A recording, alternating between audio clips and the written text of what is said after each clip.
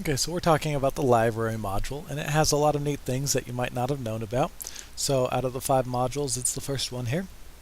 And first off, these things on the side, you can always get rid of them if you want to view your pictures larger. So you can always just click the arrows and they'll disappear, in case you didn't know that. And so if you don't like them, you can get rid of them. And then if you want them to come back, the shortcut is Shift-Tab, or you can just hit Tab to get rid of the side ones, and then Tab brings them back, and then Shift-Tab makes them all go away. So starting off in the library, you'll probably see all your pictures like this. And over here on your left-hand side, it's the navigator, and it just has all your catalog, your folders, and your collections, and you can publish your services, and of course you can import and export. So probably the most important thing is importing and exporting out of the library module. If you want to get photos into Lightroom or out of Lightroom, this is what you use. So of course importing, you just click on that and you can pull up, you can select your source, you can actually bring them in from your hard drive, from a memory card, or anywhere you have. So if you want them off your hard drive, you can click on your folders down here. It'll show you all of your DVD drives as well. And so you can select the source. Up here we have copy as DNG, just copy, which will copy a photo to the new location and add it to a catalog, move, and add. So mostly I shoot in RAW and I use copy as DNG. And RAW is different from DNG for 2 reasons. It's smaller and it doesn't have the sidecar file. So all RAW files actually need a second file to go along with it to tell the RAW file how it should look.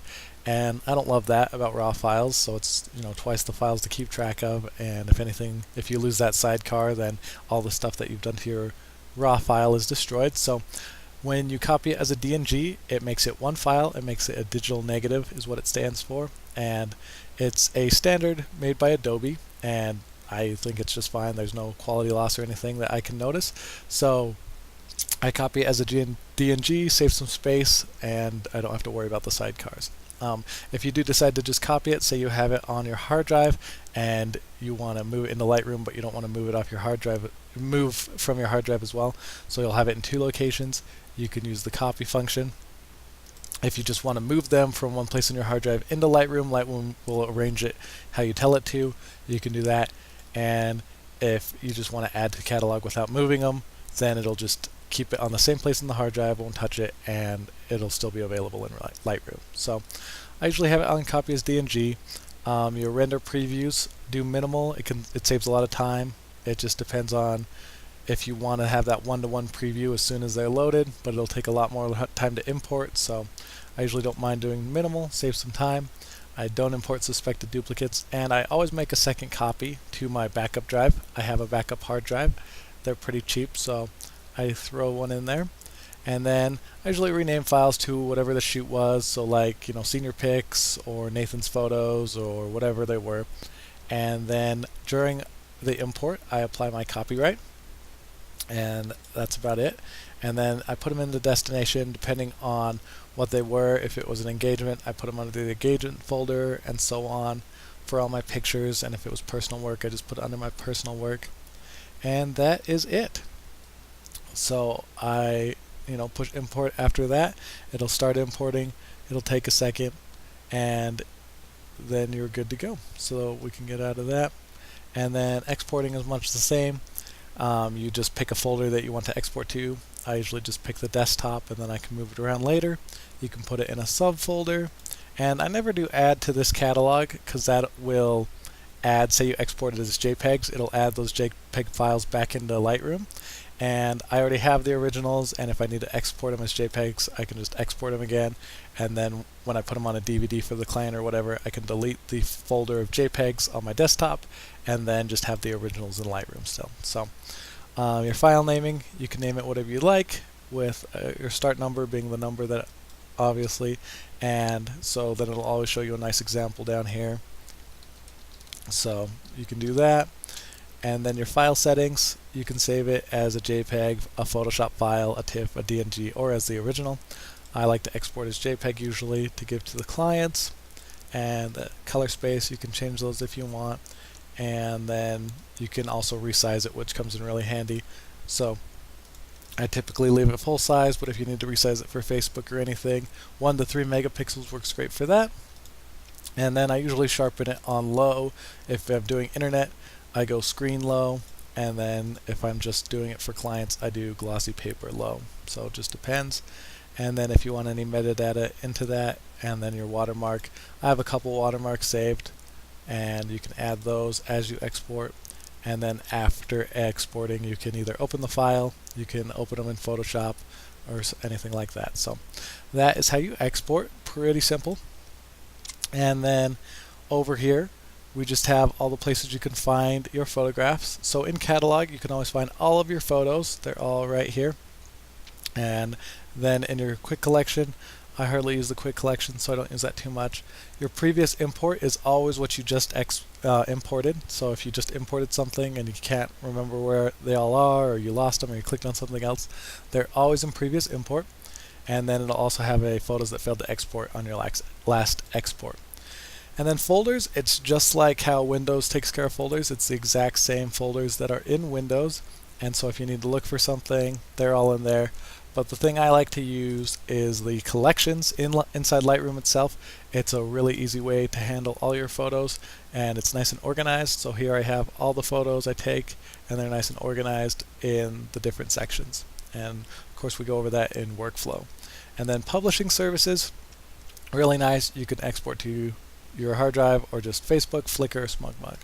And comes in nice and easy. You just have to set it up. So say for example, you go through, it's pretty self-explanatory, and you can set up all your exporting things, actually publish right to a gallery in Facebook, and instead of exporting and then uploading, so that's nice. And then down here, we have some options to view the photos. So right now we're in all the mini mode, so you can see all your pictures. And then this of course goes to a single photo. And then this is the compare mode, so you get your one photo and then the next photo, and you can compare the two, see which one you like better. So say you have, let's see here, we'll select these two. So you have a select and then a candidate, and then you want to choose which one you want. So say you don't like this one, so we're going to get rid of that one. So it will then move on to the next photo you have selected, so you have to select the ones that you want. So say I have a toss-up between these 5, and then we're just going to go through and say, nope, I still like the left hand better, I still like the left hand better, still like the left hand better. So, and then you can also zoom down here, just if you want to make sure that the sharpness and everything, and then you can compare and go through it like that. You can also change the ways, you can switch the sides and switch the pictures. So after that you can hit done, and then you're good to go. And then we have survey mode, which is like compare mode, but again you have to select multiple photos, and instead of just comparing 2, it will select all of them. So you can take a look at all of them and then go, I don't like that one, and then they'll continually get bigger. So you can start out with 5 and then end up, and once again if you like more room, you can hit the tab button or just close those side panels. So those are those different buttons, and you can just survey those, and then you can switch between the different views. And then of course here we can make your thumbnails smaller or larger. I like mine smaller. And then up here we have library filters. So this comes in really handy if you're looking for photos, you're looking for certain things. So I always include a description of the photos. So with text you can search for any tag you would have put in. So let's say I think I have a picture of a bear. Yep.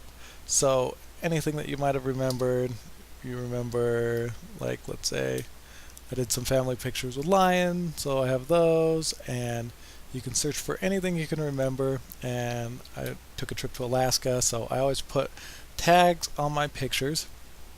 And if you don't know how to put a tag on your picture, you can select them in the library, and then if you just go down we'll get the tag off of Alaska there. So then if you select any one of your pictures in the library in any folder, over here on the right hand side you'll have keyword tags, and you'll just type it in. So I already have Alaska for these ones, and for these ones I have a horse. I don't have horse yet, so I'm going to select them, and they're portraits, but I also want horse. So then you just hit enter. So now when I search for horse, those will show up, and it'll keep your other keyword suggestions that you've already used. And then here's my keyword list, all the keywords that I've ever used in my library. And then here is your copyright data. So You can enter in your own copyright data. Um, there we go. And so if you want, Kyle Fitzgerald photography copyright, Kyle Fitzgerald photography is the creator, and of course it'll have all the metadata in there and you can decide whether it's copyrighted, none. So there's that. And then up here you can do some basic editing. You can do some auto tone and your white balance. But that's pretty much it. So the rest of the developing is left for the develop module. And then you can also search for different attributes, if they're flagged, rated, colored, and then also the kind. It took me a while to find out where the videos were, so if you're looking for any video files that you might have imported, you have to go to attribute, and then it's the last one on the right, it's video files. And then there it'll show all your video files right there. And then you can look for virtual copies as well as master photos. So, and then if you're looking for metadata, again you can look for, it has a lot of useful stuff. You can search by date, you can search by the camera you took it with, you can search by the lens you shot with, and the label you shot with. So that's pretty neat as well. And then another neat thing, say you want to look at every photo that you shot, on ISO 1600. So you can click on a photo, and then you're like, oh, I wonder what other photos I shot with ISO 1600. On the right hand side, you can click on that, and it'll actually just pull up every photo you shot with ISO 1600. And as you'll notice, up here changed as well, so now you have all the ISOs. So you say you want to look at ISO 100, there's all the pictures you ever took with ISO 100, and you can do that with the focal length as well, the make, so you can look at all those different things, and it's really neat if you just want to see what lens you use most, what ISO you use most, and you want to compare those. And then also if you click none, it'll be back to all of your pictures. So you can also do the same thing right here. You can look at flagged, rated, unrated, and all of that. So here it'll just show all my flagged photos, and then you can go filters off.